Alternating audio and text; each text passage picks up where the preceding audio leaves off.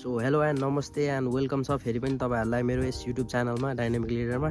So अहिले चाहिँ अब धेरै नै स्टुडेन्टहरू आइराख्ने क्रम बढिरहेको छ साउथ कोरियामा र धेरै नै स्टुडेन्टहरू आइसक्नु भएको छ र उहाँहरू चाहिँ अब हुन्छ नि एकदमै रसमा हुनुहुन्छ क्या।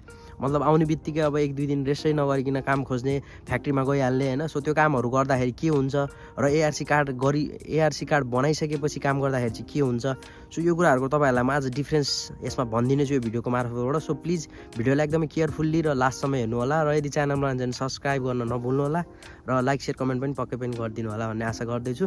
र मैले चाहिँ अहिलेसम्म तपाईँहरूलाई जति पनि भिडियोजहरू बनाएको छु यो मैले रियल लाइफ एक्सपिरियन्स यहाँ साउथ कोरियामा 2 वर्षको बसाइले मलाई जति कुरा भनेको छ, जति कुरा मैले एक्सपिरियन्स गरेको छु त्यो कुराहरू तपाईँलाई मैले सेयर गर्छु यो भिडियोजहरूको मार्फतबाट। सो यसमा चाहिँ कुनै पनि डाउट नमान्नु होला र कुनै पनि डाउट छ भने मलाई पर्सनल्ली पनि मेरो सबै बायोमा छ, त्यहाँ गएर तपाईँहरूले चाहिँ मलाई फलो गरेर त्यहाँ मेसेज गर्न सक्नुहुन्छ। म त्यहाँ पनि तपाईँलाई हेल्प गर्ने नै छु।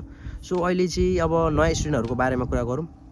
धेरै स्टुडेन्टहरू आएर चाहिँ अब मतलब हुन्छ नि आएको 2 दिनमै पनि आत्तिनुहुन्छ कोरियामा काम छैन यताउति भनेर। अनि मेन प्रब्लम भनेको चाहिँ कहाँ छ भने जस्तो तपाईँ नेपालबाट आइराख्नु भएको छ भने तपाईँको जुनसुकै युनिभर्सिटी भए पनि धेरै जसो चाहिँ स्टुडेन्टहरू चाहिँ के गर्नुहुन्छ भने डाइरेक्टली आएर चाहिँ अब सौलमा गएर बस्दिने होइन, अब दोङदेमुन भयो स्पेसल्ली होइन। एन्ड त्यो भएको कारणले गर्दाखेरि चाहिँ उनीहरूलाई चाहिँ अब तपाईँ यहाँ साउथ कोरियामा चाहिँ एउटा रुल चाहिँ के छ भने जति जति तपाईँ चाहिँ सिटी एरियामा बस्नुभयो त्यति तपाईँलाई अप्ठ्यारो हुन्छ। यो कुरा चाहिँ याद राख्नु मेरो होइन, लाइक त्यो मैले आफू पनि एक्सपिरियन्स गरेको छु। एन्ड त्यसपछिको कुरा भनेको तपाईँको अब जस्तो पासपोर्ट छ होइन र आउने बित्तिकै चाहिँ तपाईँले काममा लाग्नुभयो भने चाहिँ के डिसएडभान्टेज हुनसक्छ त तपाईँहरूको लागि है त। सो फर्स्ट अफ अल त अब तपाईँको पासपोर्टमा त भिजा लगायो, तपाईँ आउनुभयो होइन, आएको तपाईँको लाइक 3 मन्थसम्मको भिजा हुन्छ। सो 3 मन्थको भिजामा चाहिँ अब कुन त्यो पिरियडमा चाहिँ तपाईँले जस्तो थेपे गर्दाखेरि अथवा कुनै फ्याक्ट्रीमा गएर काम गर्दाखेरि चाहिँ त्यो बेला हाई रिस्क हुन्छ, तपाईँलाई डिपोर्ट गर्ने चान्स हाई हुन्छ। सो त्यो बेला चाहिँ एकदमै केयरफुल भएर काम गर्नुपर्ने हुन्छ, किनभने तपाईँसँग भिजा त हुन्छ बट यहाँको रुलले के भन्छ भने एआरसी कार्ड भएको मान्छेलाई हो खासमा फाइन तिराउने। सो त्यो भएको कारणले गर्दाखेरि चाहिँ तपाईँ एट अ हाई रिस्क नै काम गरिराख्नु भएको हुन्छ। सो यो नम्बर 1 भयो। र अर्को भनेको तपाईँले अब कस्तो काम गर्ने त, लाइक अब आउँदा आयो स्टुडेन्टमा होइन, नेपालबाट अब लट्स हुन्छ नि धेरै मनी त कसैले पनि बोकेर आएको हुन्छ, धेरै पैसा कसैले पनि बोकेर आउँदैन अभियसली होइन। 1 लाख 1.5 लाख त्यो भनेको लाइक कोरियामा तपाईँको अब 2 देखि 3 मन्थ्समा तपाईँको यो खर्च भइहाल्छ। सो त्यसको लागि चाहिँ तपाईँले अझै अब सस्टेन गर्नको लागि अब 1-2 दिन यस्तो पार्ट टाइम खोजिराख्नुहुन्छ। सो त्यो गर्नको लागि चाहिँ अब के गर्ने त भन्दाखेरि अब जस्तो तपाईँको पुरानो कोही साथीहरू हुन्छ अथवा कोही दाइहरू, अहिले त धेरै नेपालीहरू आइसक्नु भएको छ। सो उहाँहरूलाई पनि एकदमै अनुरोध गर्दछु म, तपाईँहरूको पनि कोही अब भाइ बहिनी अथवा दिदी दाइ कोही आउनुभएको छ यताउति कामसाम पाइराख्नु छ भने उहाँहरूलाई हेल्प गर्नु होला र सक्दो एकअर्कालाई हेल्प गर्नु र अब जहाँनिर काम खाली छ त्यहाँनिर चाहिँ एकअर्कालाई हेल्प गरेर काममा लाउनु होला र काम मिलेर गरौँ होइन। सो यो कुरा लाइक सबैजनालाई म रिक्वेस्ट गर्न चाहेँ होइन, यो कुरा चाहिँ मेरै उसबाट। एन्ड अब कुरा एआरसीको आयो। एआरसी कार्ड बन्न साथ चाहिँ तपाईँले काम चाहिँ खासमा यहाँको रुलले भन्छ कि 6 मन्थ पछि यो गर्ने, बट अहिले चाहिँ गर्न मिल्छ होइन। एआरसी कार्ड आएपछि तपाईँ गएर चाहिँ रेस्टुरेन्टमा काम गर्न मिल्छ र वर्क पर्मिट बनाएर गर्नु होला। कुनै पनि सर्भिस सेक्टरमा चाहिँ तपाईँले मजाले गर्न मिल्छ। जस्तै कि फर इक्जाम्पल तपाईँ अब ब्युटिसियन हुनुहुन्छ भने ब्युटिसियन लाइनमा पनि सर्भिस सेक्टर हो त हामीले स्टुडेन्टले गर्न मिल्छ, त्यो गर्न पाउँछ। त्यहाँ गएर तपाईँको वर्क पर्मिट बन्छ, रेस्टुरेन्टमा वर्क पर्मिट बन्छ, लन्ड्रीमा पनि तपाईँको वर्क पर्मिट बन्छ। अर्को भनेको तपाईँको चाहिँ यो सर्भिस सेक्टरमा अब जस्तो कि कुनै पनि सपमा तपाईँले एज अ हेल्पर काम गर्नुहुन्छ भने त्यो पनि तपाईँको वर्क पर्मिट बन्छ।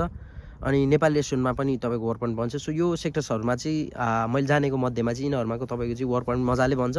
सो यिनीहरूकोमा गएर चाहिँ एआरसी कार्ड आएपछि तपाईँले मजाले बुझेर अनि एप्सहरू पनि टन्नै छ, मैले तपाईँहरूलाई पछिल्लो भिडियोजहरूमा पनि डिस्क्रिप्सन दिएकै छु, सबै डिस्क्राइब गरेकै छु। लाइक हुन्छ नि को लाइफ भयो अनि यो तपाईँको क्यारोट एप भयो, यिनीहरूमा चाहिँ मेसेज ढिलो आउँछ, रिप्लाई भन्छ कतिले दाइ मेसेज धेरै ढिलो रिप्लाई आयो, काम पाएन यताउति भनेर।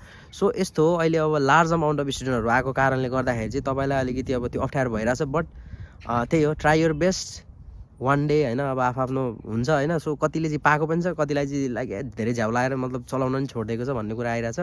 सो त्यस्तो नआत्तिनु होला, बिस्तारै अब खोज्दै त्यही गर्दै होइन, इन्टरभ्यू दिनुपर्छ यहाँ पनि। सो ल्याङ्ग्वेजलाई चाहिँ अलिकति इम्प्रुभ गर्दै जानु होला तपाईँहरू पनि, डे टु डे अब 1-2वटा वर्ड सिक्दै बुझ्दै होइन, लाइक बुझ्न सक्ने र बोल्न सक्ने भयो भने कोरियामा काम चल्छ, त्योभन्दा बढी चाहिँदैन।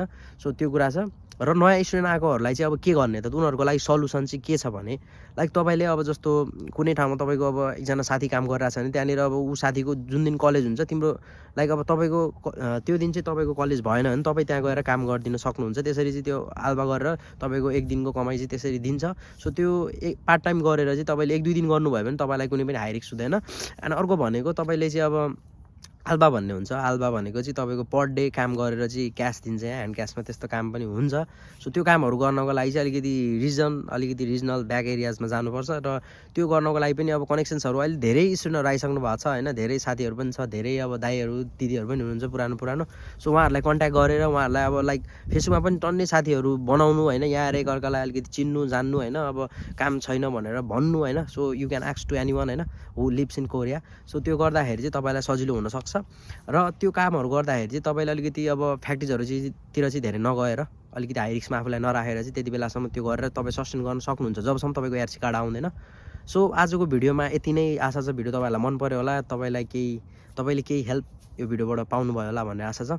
र अब चाहिँ छिटै भिडियोजहरू आउँछ। म आफै पनि विगत केही दिनदेखि अलिकति बिरामी थिएँ, अलिकति I was unhealthy. So that's why मैले भिडियोजहरू बनाउन पाइरहेको थिएन। सो त्यही हो, स्टे ट्युन। र अझ पनि अब नयाँ भिडियोजहरू आउँदैछ र अब चाहिँ तपाईँको कोरियामा चाहिँ अलिकति डिफिकल्टिज बढ्दै गइरहेको छ। सो यो कुरा चाहिँ याद राख्नु होला, किन भन्दाखेरि स्टुडेन्टहरू लार्ज अमाउन्ट अफ स्टुडेन्टहरू आइराख्नु भएको छ। मैले नेपालकै कुरा मात्रै कन्टेक्स्ट गरेको होइन, फ्रम इन्डिया, फ्रम पाकिस्तान होइन, अरू कन्ट्रिजहरूबाट पनि धेरै स्टुडेन्टहरू आइराख्नु भएको छ।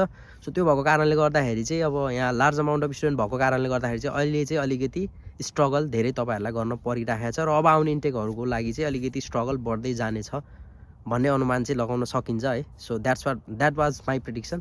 So thank you so much for your time.